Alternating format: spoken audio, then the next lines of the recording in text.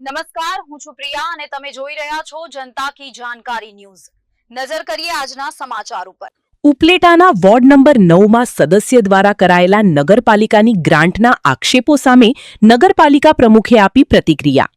હાલમાં થોડા સમયથી ઉપલેટા નગરપાલિકાના વોર્ડ નંબર 9માં ગ્રાન્ટ ન મળવાને લઈ ચર્ચાએ ખૂબ જોર પકડ્યું છે અને સમગ્ર વિસ્તારમાં આ મુદ્દે અનેક સવાલો ઉઠવા પામ્યા છે।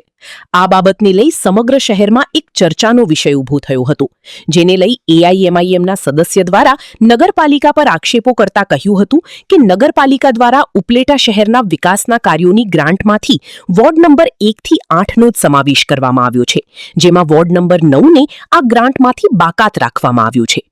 જેને લઈ ઉપલેટા નગરપાલિકા પ્રમુખ વર્ષાબેન ગજીરા દ્વારા આજે પ્રતિક્રિયા આપતા જણાવવામાં આવ્યું હતું કે વોર્ડ નંબર 9ને અમે બાકાત કર્યું નથી કે નગરપાલિકા દ્વારા મળતી ગ્રાન્ટમાંથી આ વોર્ડની બાદ કરવામાં પણ આવ્યું નથી અને હાલમાં વોર્ડ નંબર 9માં ભૂગર્ભ ગટર તેમજ નલ સે જલ યોજનાના કાર્યો શરૂ છે, જેથી રોડ રસ્તાઓ કામ પૂરું થાય ત્યાં સુધી બનાવવા શક્ય નથી, જેને લઈ વોર્ડ નંબર 9ને હાલ બાકી રાખવામાં આવ્યું છે। તેમજ આ સમગ્ર કામ પૂરા થઈ ઉપલેટા નગરપાલિકા વોર્ડ નંબર 9ની ગ્રાન્ટ પાસ કરશે અને વિકાસના કામો અને રોડ રસ્તાઓ અન્ય વોર્ડ સહિત વોર્ડ નંબર 9માં પણ થશે, જેથી કોઈએ ખોટી અફવામાં ન આવવા વોર્ડ નંબર 9ની જનતાની ખાતરી આપી હતી। વર્ષાબેન ગજેરા, ઉપલેટા નગરપાલિકા પ્રમુખ।